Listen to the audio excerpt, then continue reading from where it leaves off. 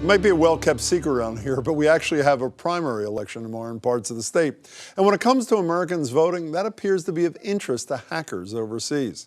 The FBI has reportedly told election officials in Arizona and Illinois that Russian hackers are pursuing their voters' lists. And federal officials have sent a warning to all state election people that there could be attempts to hack any election-related networks. People all around the world, not just opposing parties, want to know what the candidates are thinking. It's why we've seen attempted cyber intrusions against parties and candidates going back more than one election cycle. We've certainly seen it this year with the network intrusion against the Democratic National Party. At the recent G20 economic summit, cybercrimes were high on the overall agenda. We're moving into a new era here where a number of countries have significant capacities. And frankly, we got more capacity than anybody, both offensively and defensively. We did check with Massachusetts Secretary of State Bill Galvin's office. A spokesperson said they believe we are less susceptible here to computer fraud because the state uses paper ballots. But joining me on how this could disrupt the national race are Chris Wysopal. He's co-founder of the computer security firm Veracode. Nice to meet you.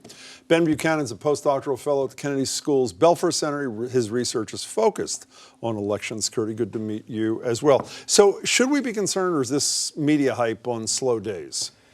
There's definitely a concern. There's definitely vulnerable systems out there. Whether the election outcome can be changed or not, that's really up for debate. Well, let's get to that in a minute. Yeah. What are the things that are most vulnerable? I think anything that's online. So this is why the voter registration systems have gotten hit, because they're easy. Arizona and Illinois. Yeah, they're easy attack points, right? You can get to them over the internet.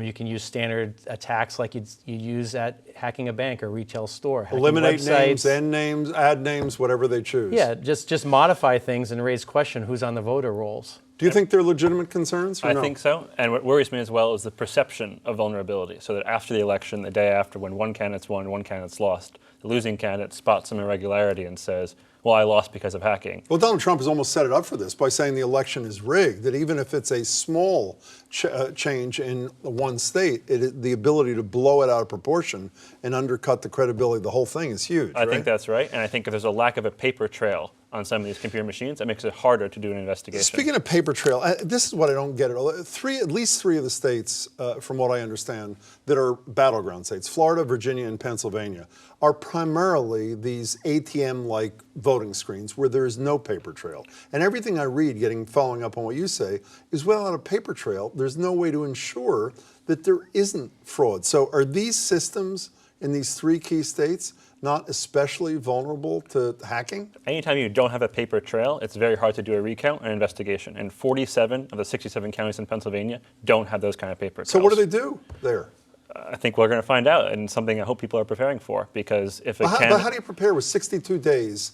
I mean, we've heard bold statement of Jay Johnson, that was Jim Clapper, the head of the National Security Agency before, but the guy who's head of Homeland Security says we're going to get involved. What do they know? I mean, with all due respect to Homeland Security, what do they know about this problem? My sense is they're trying to pat Americans on the head and say, don't worry, everything's going to be fine. Are you confident they have the ability to manage this thing?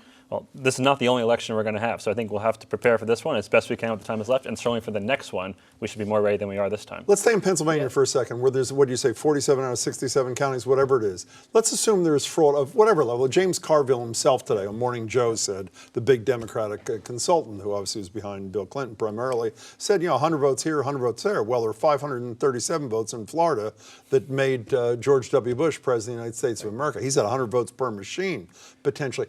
In those 47 machines, if there is fraud and there's no paper backup, how does anyone ever verify that there wasn't fraud? Yeah, I don't think they have a good plan. I think if you were just able to attack, a few machines and change the vote so it was clear that they were changed, like a precinct that always voted Democrat, all of a sudden all voted Republican, just changing one precinct is going to throw the whole thing into question. And I don't think they have a good plan to verify what happened. So isn't this an invitation to people who have the skills, like the friends of the Julian Assanges or the Russian hackers, whoever, to say, let's go to Pennsylvania. Let's go to those 47 counties. As you suggested, Chris, a minute ago, let's go to one precinct, the most vulnerable precinct with the least well-maintained machines. Let's mess with 100 votes there and let somebody, the media, a candidate, do our dirty work from there on. I mean, that's all they really need to do, isn't it, to throw a lot of this stuff into question? I think the problem that we face is that it's not just a foreign intelligence service. It's a lone hacker, as you could suggest, who could raise questions about the perceptions. Even if they can't change the true outcome, the perception ultimately is very important for a democracy. But it seems to me that they do have the ability to potentially change the outcome. I don't want to create some hype that is not real, but in light of the fact that we have seen a lot of states, I mentioned Florida a minute ago, Ohio, obviously, that have been terribly close, you particularly seem to be saying they do have that capacity. Not saying it'll happen, but the capacity is there. Well, I think that they'll raise questions, but it'll be obvious that voter fraud has occurred. Why is it obvious? Because it's to change the vote in such a subtle way that it's exactly sort of just a little bit different than the polls, a little bit different than historically has been voted, is going to take some sophistication. It's not going to be your average hacker off the street who, sneaks in and plugs in a USB drive and Was it infects the a average machine. hacker that went into the voting records in Arizona and Illinois? Unlikely, right?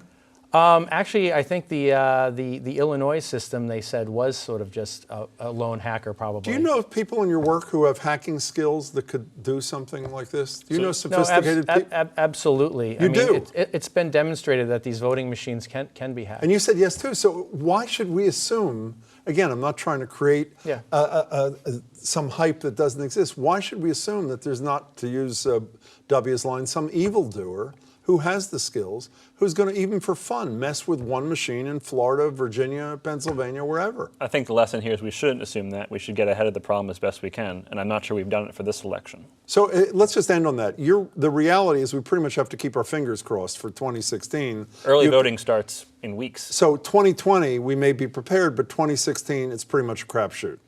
I think that there are serious risks with the candidates involved, that the perception is not one You of agree full with that? integrity. Yeah, everywhere there's not a paper trail, I'm worried. Okay, gentlemen, thank you very Sure much thing. for your assurance. Good to see you Thank both. you. Take care.